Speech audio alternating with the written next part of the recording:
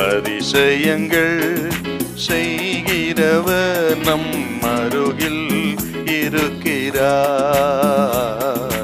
அற்புதங்கள் செய்கிறவர் என்றும் நமக்குள் வசிக்கிறார்.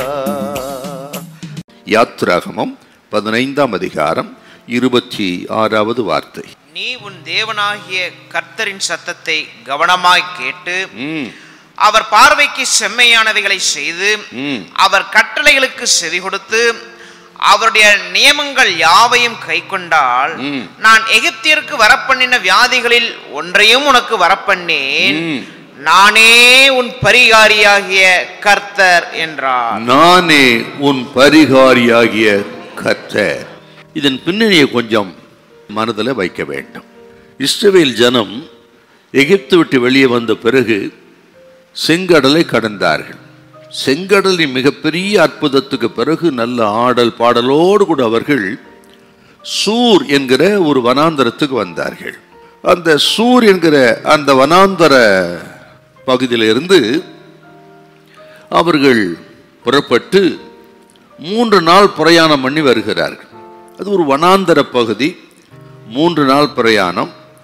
அந்த 3 நாள் பிரயாணத்தில் தண்ணீர் இல்லாதனால அவர்கள் தாகத்தினால் தவித்தார்கள். 3 நாள் பிரயாணம் பண்ணி மாரா என்கிற இடத்துக்கு வந்தார்கள். மாரா என்றால் கசப்பு.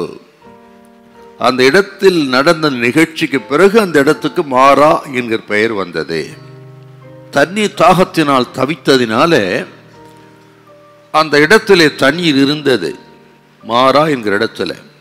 ஆனால் அந்த தண்ணீர் குடிப்பதற்கு இயலாத ஒரு கசப்பான தண்ணீராக இருந்ததினால இஸ்ரவேல் ஜனம் மோசேக்கு விரோதமாய் முறுமுறுத்தார்கள்.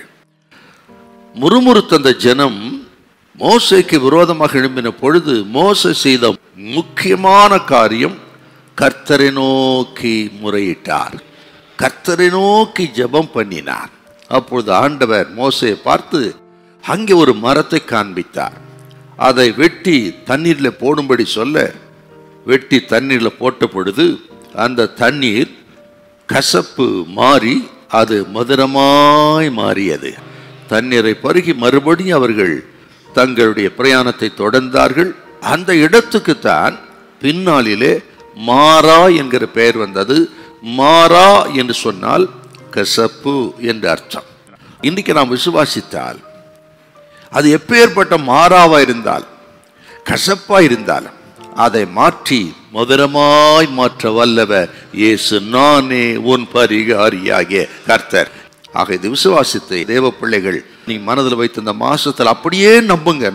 அப்படியே நம்புகிற அத்தனை பேருக்கும் அவர் நானே உன் பரிகாரி என்று சொன்ன ஆண்டவர் பரிகாரியாகவே இருப்பார். ஹல்லேலூயா, ஹல்லேலூயா.